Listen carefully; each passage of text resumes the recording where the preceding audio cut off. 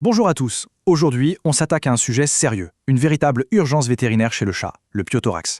C'est une infection grave, c'est vrai, mais la bonne nouvelle, c'est qu'il y a des solutions. On va décortiquer ensemble tout le processus de prise en charge, du traitement médical intensif jusqu'à la chirurgie quand c'est nécessaire. L'idée, c'est de bien comprendre comment on se bat contre cette maladie. Alors, on commence par la base. C'est quoi exactement cette infection qui peut se cacher dans la poitrine d'un chat? C'est une question cruciale parce que c'est une menace invisible de l'extérieur, mais qui, à l'intérieur, progresse à une vitesse folle et peut être fatale. Alors, allons voir ça de plus près. Le piothorax, en termes simples, c'est quand du pus s'accumule dans ce qu'on appelle l'espace pleural. C'est l'espace, très fin, qui se trouve entre les poumons et la paroi de la cage thoracique. Imaginez la pression que ça exerce. Les poumons sont littéralement écrasés, ils ne peuvent plus se gonfler normalement. Chaque respiration devient un combat. C'est une urgence absolue.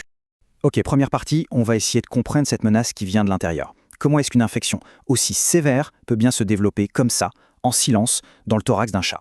Maintenant qu'on a défini le problème, la question logique c'est comment on en arrive là? Quels sont les chats les plus à risque et surtout, par où cette infection arrive-t-elle à entrer? Statistiquement, on voit que certains profils sont plus touchés. D'un côté, les jeunes chats, peut-être parce que leur système immunitaire est encore en rodage, et de l'autre, les chats qui vivent à plusieurs. C'est assez logique, plus il y a de chats, plus il y a d'interactions, et donc plus de risques de bagarres, de morsures ou de griffures, qui sont de véritables portes ouvertes pour les bactéries.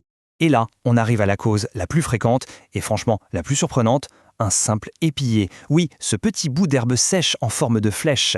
Il peut être inhalé, ou alors il s'accroche dans les poils, traverse la peau, et commence un long voyage à l'intérieur du corps, en emmenant avec lui tout un tas de bactéries jusqu'à la cage thoracique. Évidemment, les causes plus classiques, comme une morsure de congénère, restent aussi très fréquentes. Ce qui est intéressant, c'est que les bactéries responsables viennent souvent de la flore normale de la bouche ou de la gorge. Quand c'est un épilet qui est en cause, on retrouve souvent des bactéries bien particulières comme Actinomyces ou Nocardia. Mais le vrai danger, c'est quand l'infection, qui était locale au début, se propage dans tout le corps. Là, on parle de septicémie, un choc septique, et c'est potentiellement mortel. Bon, passons maintenant à l'action. Comment on combat ça? La première ligne de défense, c'est un traitement médical lourd, intensif, mais qui ne passe pas par la chirurgie. Voyons un peu en quoi ça consiste. Le traitement de choix, la référence, ça s'appelle la thoracostomie. L'idée est assez simple à comprendre avec ce schéma. On ne peut pas se contenter de donner des antibiotiques et d'attendre. Il faut évacuer physiquement le pus. Pour ça, on va mettre en place des drains pour que le liquide puisse sortir. Et en même temps, on va pouvoir injecter un liquide de nettoyage pour rincer la cavité. C'est une action mécanique qui est absolument essentielle. Concrètement, comment ça se passe? Eh bien, sous anesthésie générale, on fait de petites incisions pour insérer des drains de chaque côté du thorax. L'objectif, c'est double. D'abord, permettre au pus de s'écouler en continu.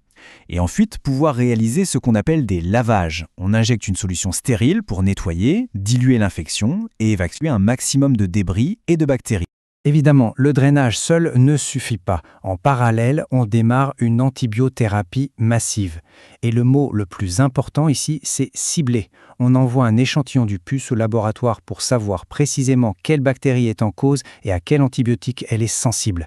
C'est ça qui va nous permettre de choisir l'arme la plus efficace et d'éviter que l'infection ne revienne. Voilà, ça, c'est le plan A.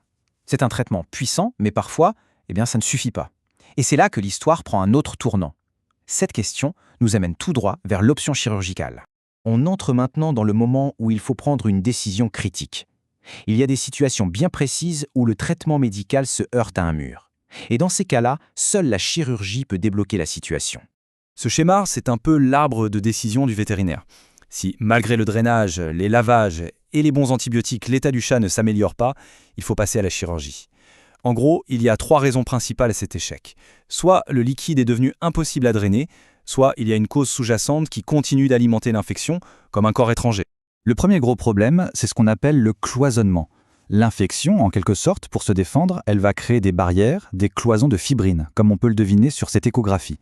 Ça forme plein de petites poches de pus isolées les unes des autres, et là, le drain ne peut plus rien faire, il ne peut pas aspirer le liquide qui est piégé. Il faut y aller manuellement.